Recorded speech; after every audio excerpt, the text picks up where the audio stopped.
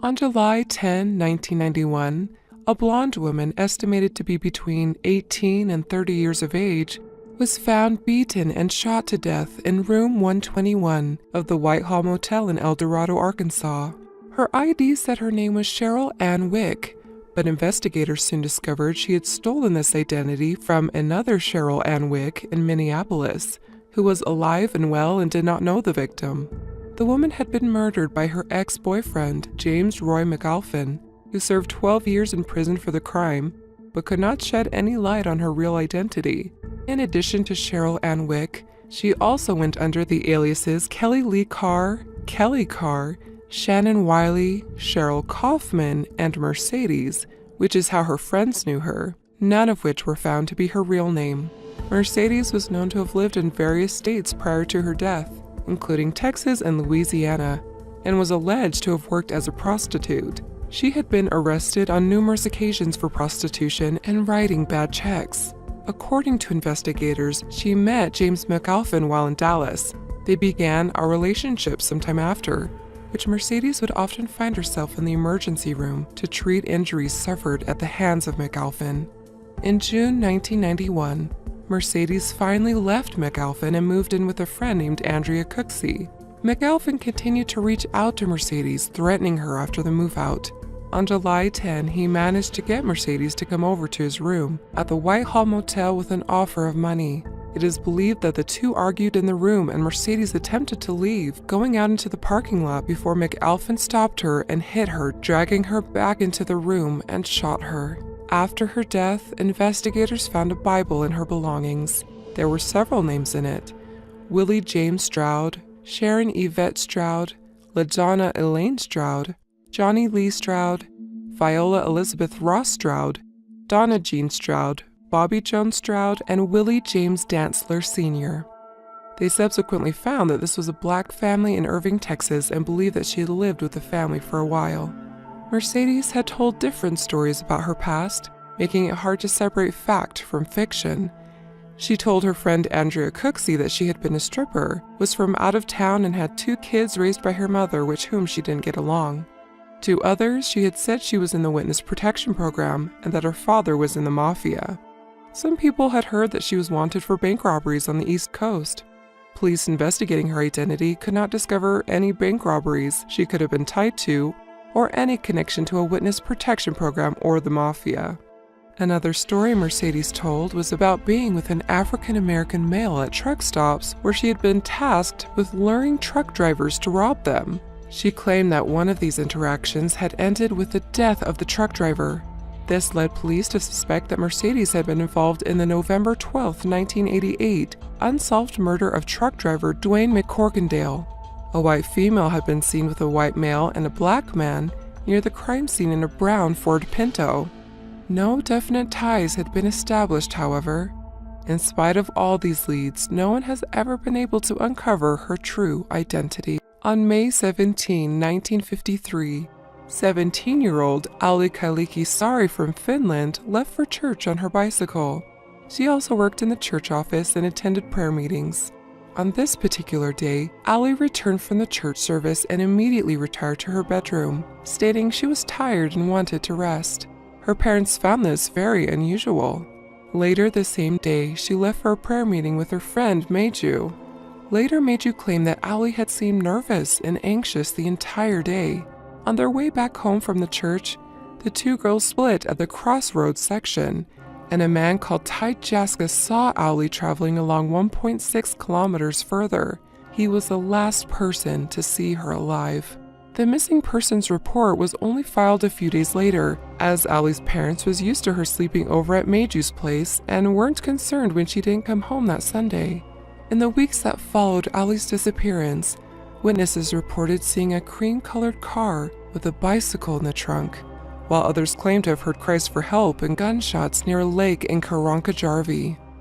In July, Ali's bike was found deep in the forest, and in October, her remains were discovered at the place she was last seen alive after her shoe, scarf, and a man's sock was discovered there. She was half naked and her coat was wrapped around her head. After her body was found, her other shoe was also discovered. There were many suspects, including a vicar, a policeman, and a ditch digger, but nothing panned out from investigations into their involvement.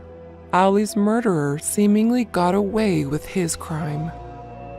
On January 2, 1935, a man checked into room 1046 of the Hotel President in Kansas City, Missouri. He signed the register as Ronald T. Owen. He showed up with no luggage. When a maid came to clean the room later that day, she found Owen sitting with the shades drawn tight and only one small lamp switched on. He told her to leave the door unlocked because he was expecting a friend, but left the room before the woman finished cleaning. She later said that he seemed nervous and frightened. At 10:30 a.m. on January 3, the same maid returned to clean the room. She found the door locked from the outside and opened it with her passkey, assuming that Owen had gone out. Instead, she found him sitting alone in the dark. Later that night, a motorist named Robert Lane picked up a stranger several blocks from the Hotel President. Though it was a cold evening, the man was dressed only in pants and an undershirt and had a deep scratch on his left arm. When Lane told his passenger that he looked as if he was having a bad night, the man replied, "I'll kill that tomorrow." Lane would later identify the hitchhiker as none other than Ronald T. Owen. 7 a.m. on January 4, the operator of the Hotel President noticed that the phone in room 1046 was off the hook. The same bellboy who had checked Owen into the hotel was sent up to tell the occupant of room 1046 to hang up the phone. When he got there, he found the door locked with a "Don't Disturb" sign hanging from the knob. He knocked and was told to come in, though the door was locked. A different bellboy went up later that afternoon. He let himself into the room with a passkey and found Owen lying on the bed in the dark, naked and seemingly inebriated. He also found that the phone stand had been knocked over.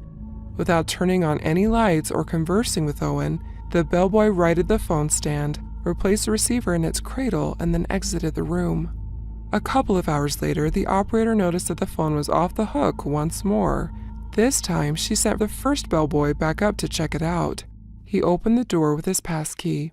There on the floor was a brutalized Ronald T. Owen, naked and covered in blood. Turning on the lights, he found blood splattered across the bed, on the walls, and in the bathroom. When police arrived, they discovered that Owen had been tied up and tortured for several hours. He had been stabbed multiple times, and his skull was fractured from repeated blows to the head. Somehow Owen had survived the assault. When police tried to question him, all he would say was that he had fallen against the bathtub.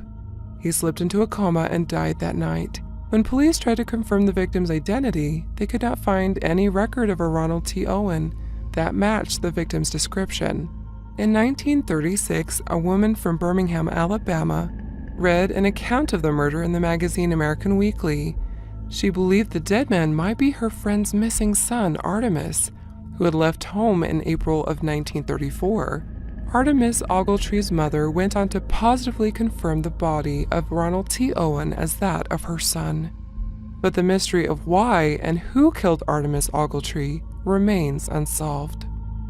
2014, an experienced solo hiker by the name of Kenny Veach posted a video on YouTube claiming he had found a mysterious cave cloaked in oddity out in the Nevada desert in the Sheep Mountains near Nellis Air Force Base. In the video, the 47-year-old claims that the cave entrance was rather oddly shaped, like the letter M, and that a variety of strange sensations had overcome him as he approached the cave. He claimed that as he had drawn closer to the entrance of the cave, his body began to vibrate.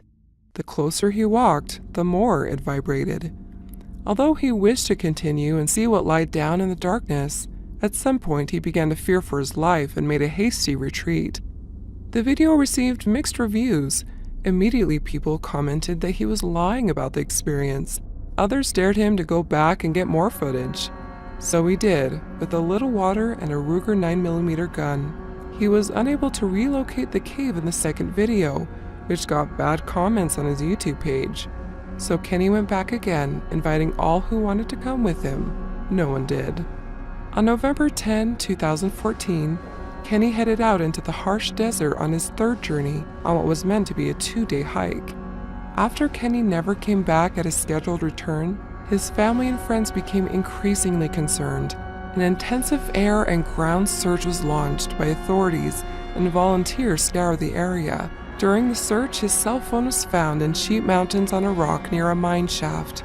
It was assumed at the time that perhaps he'd fallen into the mine, but when mine experts were brought in and took a look down in its depths, no sign of Kenny. Indeed, exhaustive combing of the area turned up not a single further clue of where Kenny had gone, or if he had ever been there at all. It was as if he had just vanished into thin air. June 26, 1983, 16-year-old Eric Cross died after he was deliberately struck by a vehicle near Vicksburg, Michigan. When police can't find the murderer, townsfolk start whispering among themselves and pointing fingers at those suspected of being involved in his death. Those rumors and stories keep coming in for more than 3 decades, but all the tips and tales lead nowhere. Eric attended a large party that night before, less than a mile away from home, and left at about 1 a.m. Police claim witnesses recalled seeing Cross near a gas station that same evening, and that he was interacting with the occupants of 2 vehicles, a yellow car and another dark-colored vehicle. Nobody witnessed his murder. His father, who went out to get the morning newspaper at 5:45 a.m., found his son lying badly injured on the road. Police found evidence that indicates Eric was dragged by a vehicle. Eric's father told the police that at around 5 a.m., he heard the sound of a vehicle with a loud muffler pull into their driveway and then suddenly take off. A neighbor who also heard and allegedly seen the car described the vehicle to be dark-colored and mid-sized. Investigators believe that the driver of this vehicle was responsible for Eric's death. Authorities believe that an altercation occurred prior to Eric's death, particularly at the party, and that he was killed by someone known to him. They speculate that more than one individual might be involved because local rumors that surrounded the case claim that a core group of 4 to 5 people were either directly involved or victims of circumstance. Authorities stated that all of these individuals were named and interviewed several times. Some have declined any further interviews, and the others sought legal counsel, declining to testify. In 2016, law enforcement named the suspects that they believe are involved in Eric's death. This included Bill Cook, Tim Martin, Amber Thomas, and Brent Spalding. Brent Spalding was at the party that night, his girlfriend Amber on his arm. Witnesses from the party recounted that Amber was seen flirting and talking to Eric, leading police to wonder if Brent's jealousy may have been a motive for the murder. Brent's car, which was said to match the neighbor's description, had vanished. The family stated that it had been given to a family that lived out of state. Investigators searched junkyards, abandoned lots, and the river, but the vehicle was never found. The vehicle was never able to be searched for evidence. The case remains unsolved.